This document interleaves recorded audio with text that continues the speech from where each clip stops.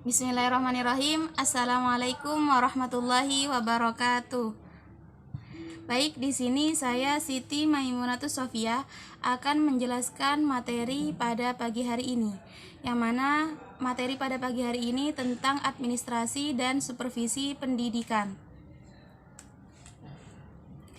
Administrasi di sini, makna administrasi sendiri merupakan bentuk segala dari kegiatan ketatausahaan yang ada, yang pada intinya ini merupakan catat-mencatat, mendokumentasikan kegiatan, dan lain sebagainya. Sedangkan makna dari supervisi merupakan rangkaian pembinaan ke arah perbaikan situasi pendidikan. Jadi, administrasi supervisi pendidikan merupakan serangkaian bentuk kegiatan pembinaan yang telah direncanakan bagi tiap personel atau tiap orang dalam proses kerjasama di bidang pendidikan dan peningkatan sumber daya manusia dalam rangka perbaikan situasi pengajaran yang terus akan berkembang seiring dengan berjalannya waktu untuk mencapai tujuan pendidikan yang lebih efisien dan efektif. Kemudian di sini ada teknik-teknik supervisi pendidikan. Ya, yang mana di sini ada dua. Yang pertama, teknik perseorangan. Yang mana teknik ini dilakukan oleh tiap orang di dalam administrasi supervisi pendidikan. Di sini ada 4. Yang pertama, mengadakan kunjungan kelas. Kemudian yang kedua, mengadakan kunjungan observasi. Yang ketiga, membimbing guru tentang cara-cara mempelajari bagaimana pribadi siswa atau mengatasi permasalahan yang dialami oleh siswa.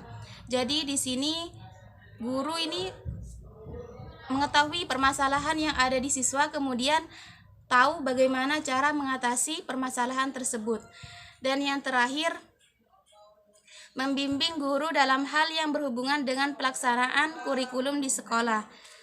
Jadi segala hal yang ada di sekolah, guru itu tahu bagaimana cara melaksanakannya.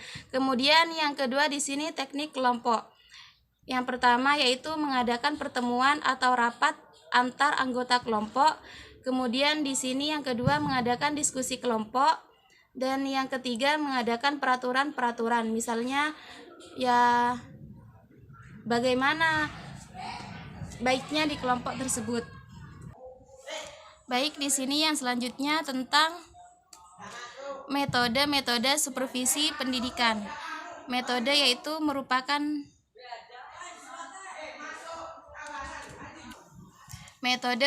cara yang dilakukan di dalam administrasi dan supervisi pendidikan.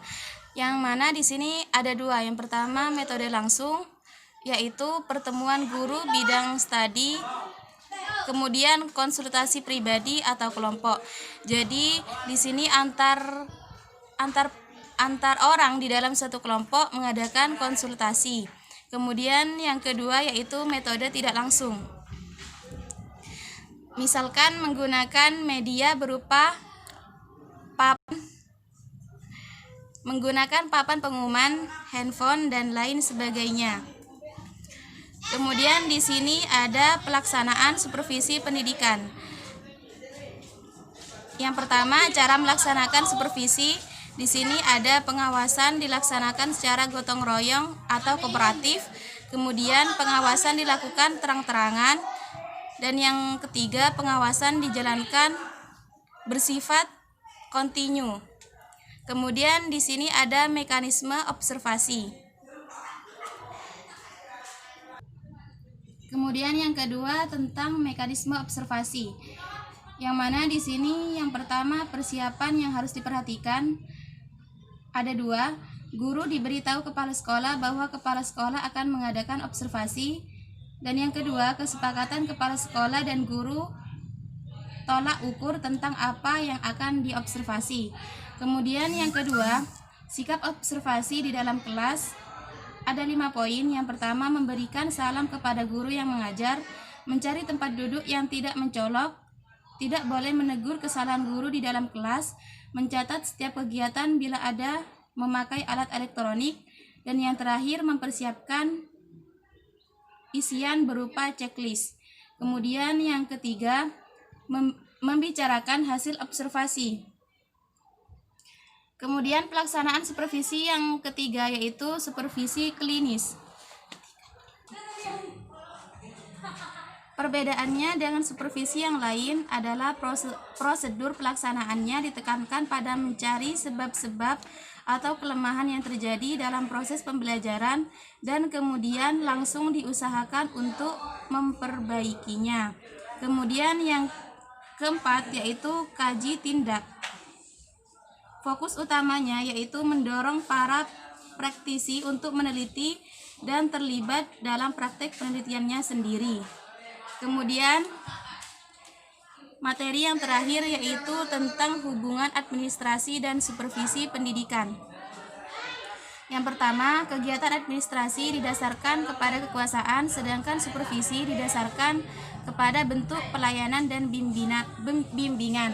Kemudian yang kedua, tugas administrasi meliputi keseluruhan bidang tugas di sekolah, sedangkan supervisi merupakan sebagian dari tugas pengarahan. Kemudian yang ketiga, administrasi bertugas menyediakan semua kondisi yang diperlukan untuk pelaksanaan program pendidikan, sedangkan supervisi menggunakan kondisi-kondisi yang telah disediakan untuk peningkatan mutu belajar mengajar. Baik, mungkin itu materi kita pada pagi hari ini. Sekian, terima kasih. Assalamualaikum warahmatullahi wabarakatuh.